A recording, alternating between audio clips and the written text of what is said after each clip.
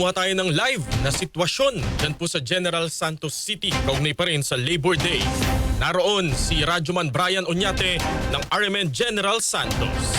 RMN Live Report! Brian, kamusta dyan? Naghahanda na ang lungsod ng General Santos maging ang mga LGUs na mga karatig na probinsya ng Jensan para sa pagdating ni Pangulong Ferdinand Marcos Jr. ngayong araw, Labor Day. Nakaraang araw, nagsagawa na ng pagpupulong sa Jensan City Mayor Loreline G. Pacquiao kasama ang mga concerned agencies, mga punong barangays ng Jensan at kapulisan para masigurong maging matiwasay ang pagbisita ng Chief Executive. Ngayong umaga, dadalo si Pangulong Marcos sa isang programa para sa 124 na taong araw ng paggawa o Labor Day sa isang malaking mall dito sa Jensan.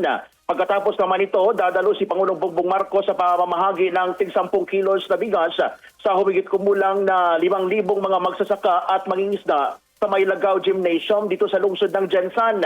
Kasabay nito, ibibigay din ang 200,000 pesos na financial support sa bawat barangay sa ilalim ng Local Government Support Fund mula sa Palasyo ng Malacanang, 100,000 pesos para sa scholarship ng 5 identified scholars at 100,000 pesos para sa pagbili ng mga pangunahing kagamitan ng barangay.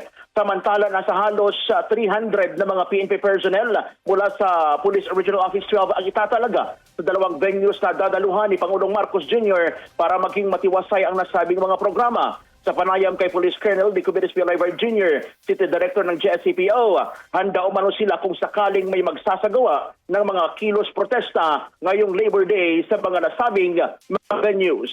Kasama mo sa RMN General Santos, Radyoman Brian Oñate, Tatak RMN.